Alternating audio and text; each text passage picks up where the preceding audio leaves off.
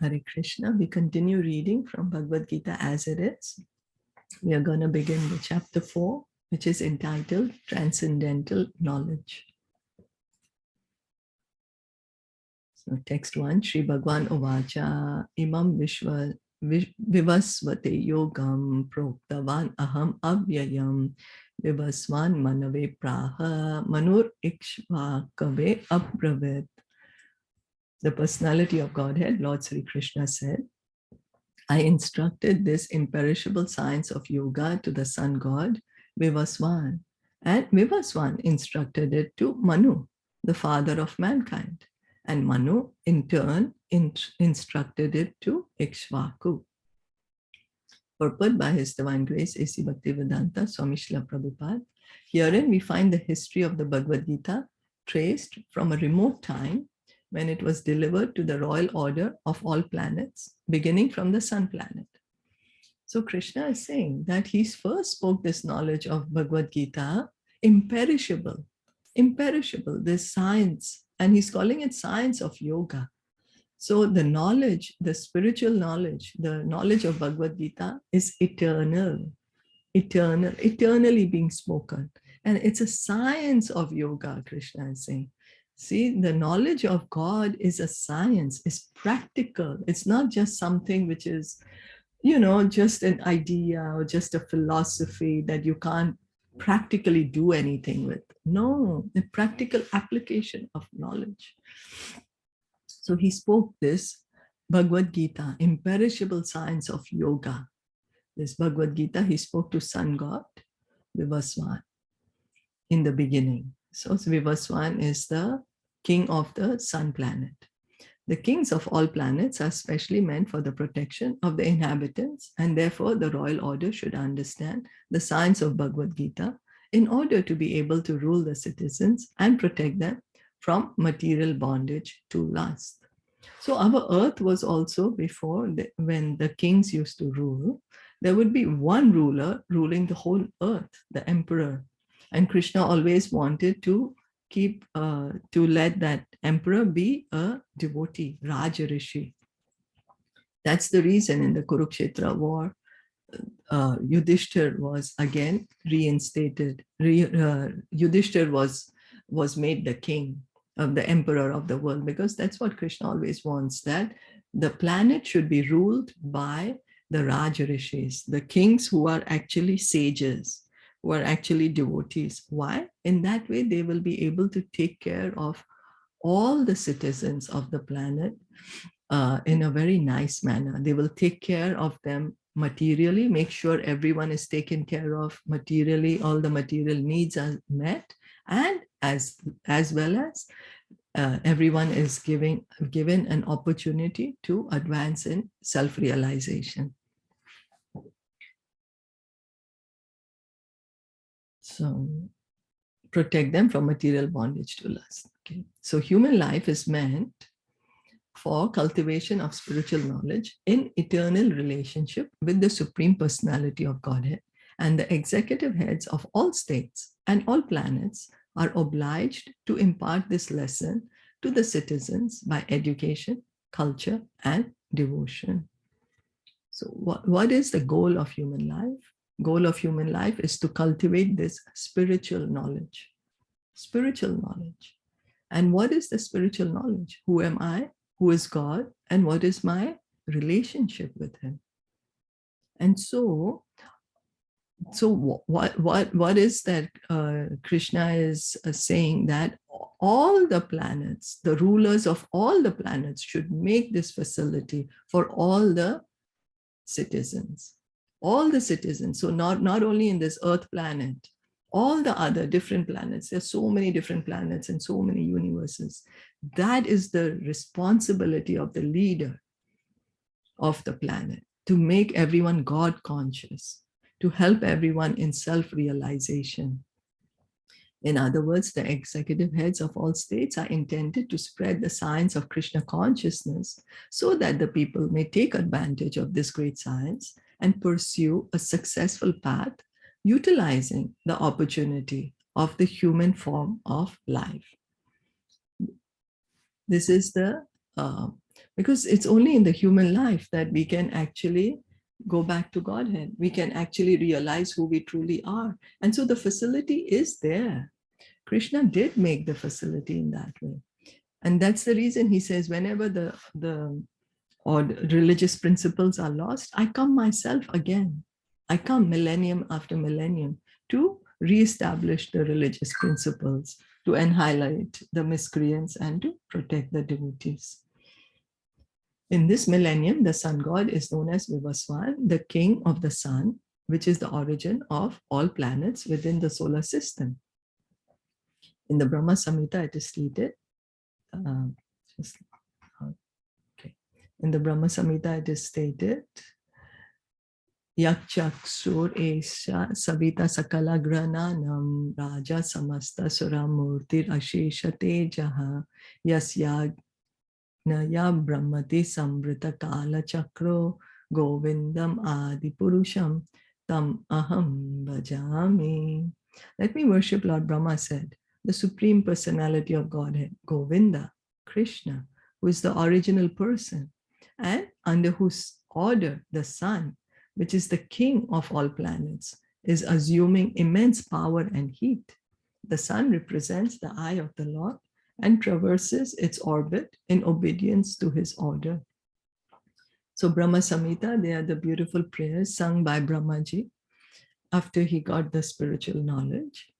And so what is he saying? He says, let me worship the Supreme Personality of Godhead. Who? Krishna, Govinda. Who is he? He is the original person. Everything begins from Krishna. All of us, we come from Krishna. And then he's saying it's under Krishna's order that the sun is traversing in its orbit, traveling in the orbit that is set. Who has given this orbit to the sun? That is Krishna. Who has laid out this order? It is Krishna. Who has given the power to the sun, the heat, the light? It is Krishna. And the sun, it represents the eye of the Lord. The sun is the king of the planets and the sun god. At present, the name Vivaswan rules the sun planet, which is controlling all other planets by supplying heat and light. So at right now, the sun which we see, we cannot see the sun god because the sun is so glaring. So we are not able to see, and it's far away. There is a ruler, the king of this sun planet is called Vivaswan at the present. And he's the one who is controlling the other planets. How? By giving heat and light. He's rotating under the order of Krishna. And Lord Krishna originally made Vivaswan his first disciple to understand the science of Bhagavad Gita. The Gita is not, therefore, a speculative treatise for the insignificant mundane scholar, but is a standard book of knowledge coming down from time immemorial. So it is not something to just for speculation. It is knowledge. It is knowledge, and we can take advantage of this knowledge. It's not just a philosophy. It is the highest philosophy. In fact, it's the highest philosophy spoken by Krishna.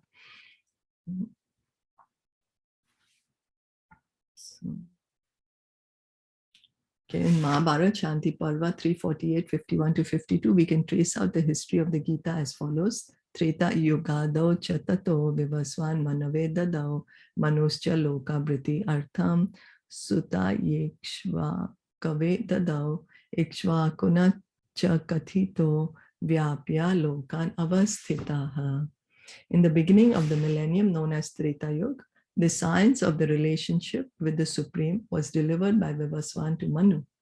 Manu, being the father of mankind, gave it to his son Maharaj Ikshvaku, the king of this earth planet and forefather of the Raghu dynasty, in which Lord Ramachandra appeared. Therefore, Bhagavad Gita existed in human society from the time of Maharaj Ikshvaku.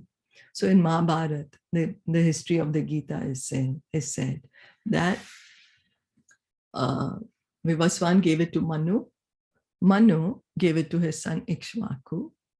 And Ikshvaku was the ruler of this planet, the ruler of the planet in which Lord Ramachandra appeared, Raghu dynasty. Lord Ramachandra is like Suryavanshi. That's why they call him Suryavanshi, right? Because he's come in the family which begins from the sun god. So this is the history. This science of the relationship with the Supreme. Sorry, but the Manu, what we have read, he did not have the son name Ikshvaku. So is that some other Manu? Which Manu? Like we read today. Oh, Swayambhu Manu. Swayambhuva Manu. That is at the beginning of, that is earlier times. Okay, so this is Manu different. In the days or one day. Okay, okay. So this is our Manu, the one that is right now going, right? Ikshvaku, the son of the earth planet. Yeah. Yeah, right. Okay. In human society from the time of Maharaj Ikshvaku, in the beginning of millennium known as Treta Yuga. The Supreme was delivered to Vivaswan, to Manu. Manu, being the father of mankind, gave it to his son Maharaj Ikshvaku. So we are going to hear. Yeah, we are going to hear now. Okay, this is the history. At the present moment, we have just passed through 5,000 years of Kali Yuga, which lasts 432,000 years. Before this, there was Dwapar Yuga, 800,000 years. And before that, there was Treta Yuga, 1,200,000 years. So, okay, Kali Yuga, we all know Kali Yuga, we are in Kali Yuga. How long does Kali Yuga last? 432,000 years. Before that, we knew it is Dwapara Yuga. That was 800,000 years. And Treta Yuga is 1.2 million years. Thus, some 2,005,000 years ago, Manu spoke the Bhagavad Gita to his disciple and son, Maharaj Ikshvaku, the king of this planet Earth. The age of the current Manu is calculated to last some 305,300,000 years, of which 120,400,000 have passed. Yes, so it's the same Manu. It's the same Manu because Manu lives for 305,300,000 years total. And out of which, and Bhagavad Gita was spoken to him 2 million years ago about. So now currently our Manu's age, 120,400,000 years have passed.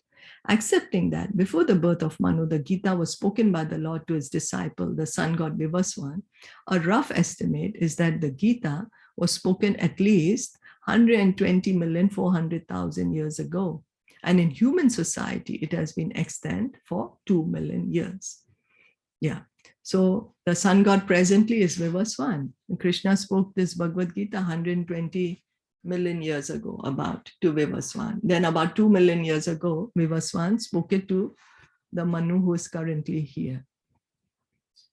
Then it was re-spoken by the Lord again to Arjuna about 5,000 years ago. That is the rough estimate of the history of the Gita according to the Gita itself and according to the version of the speaker, Lord Shri Krishna.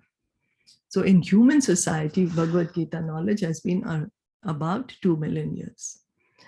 So it was spoken to the sun god Vivaswan because he is also a Kshatriya and is the father of all Kshatriyas who are descendants of the sun god or the Surya Vamsha Kshatriyas. Because Bhagavad Gita is as good as the Vedas, being spoken by the Supreme Personality of Godhead, this knowledge is apaurushaya, superhuman. So why is Bhagavad Gita? Imagine Bhagavad Gita knowledge given 2 million years ago. Till today, we are trying to understand Bhagavad Gita. We are reading every day, trying to understand what Bhagavad Gita is all about. Bhagavad Gita, is there any other book that has been read and that is trying to be understood or studied since so many millions of years? No, any material knowledge we see, it's there for, for example, if you see news, now news is, oh, what was the news of the hour? We don't even want to hear the news which was 10 hours before. What is the current update? Before, when the news was printed in newspapers, we would like, oh, yesterday's newspaper, I don't want to hear. That's yesterday's news. Now with the internet, we have news of the minute, almost. What is the news right now? We don't want to hear old news. But here, so we can try to understand that material knowledge is temporary, it's relative to time and space. But spiritual knowledge, no, it's not. It's not temporary, it's eternal. It's eternal. Since millions of years, it's being spoken and studied. And then Bhagavad Gita is spoken by the Supreme Lord himself. So because it's spoken by the Lord himself, it is perfect knowledge. Perfect. Aparusheya, superhuman. Because the Lord has perfect knowledge. The Lord, he does not have these defects as we have right now. Right now we are in this human body. So in this material body. So we have defects, we commit mistakes, we have imperfect senses, we have a tendency to cheat, and we are in illusion. Because of this, our knowledge is defective. But we are hearing from the knowledge, we are hearing from knowledge given by the Supreme Lord himself. So it is perfect knowledge, the spiritual knowledge. Since the Vedic instructions are accepted as they are without human interpretation, the Gita must therefore be accepted without mundane interpretation. The mundane wranglers may speculate on the Gita in their own ways, but that is not Bhagavad Gita as it is. Therefore, Bhagavad Gita has to be accepted as it is from the disciplic succession. And it is described herein that the Lord spoke to the sun god spoke to his son Manu, and Manu spoke to his son Ikshvaku. So there are many people who try to misrepresent the knowledge of the Bhagavad Gita, but then that is not Bhagavad Gita, because that is somebody else's interpretation. Bhagavad Gita is what Krishna spoke himself. Bhagavad Gita, the knowledge of Bhagavad Gita is coming down to us as Krishna spoke millions of years ago, and again he spoke 5,000 years ago. It's coming to us as it is, through the disciplic succession, through the parampara system.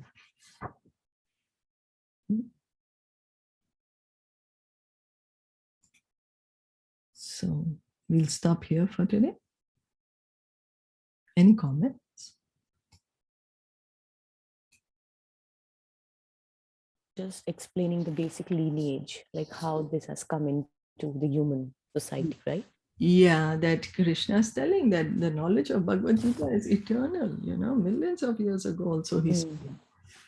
And he's saying that how it's coming in the parampara. The Krishna in the next verse we'll read tomorrow, he stresses the importance of the disciplic succession, the parampara.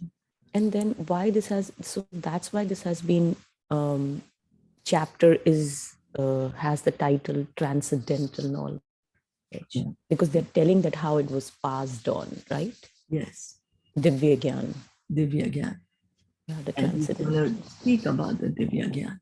First he's saying how it's come, and then he's going to give us the Divya Gyan. Okay. Yeah. Okay. Thank you. Thank you. Yeah, it's clear. Yeah. The Gita ki jai, Shilpa Prabhupada ki jai, Gaur Premanande Hari Bol, Hare Krishna. Thank you so much for listening in and joining.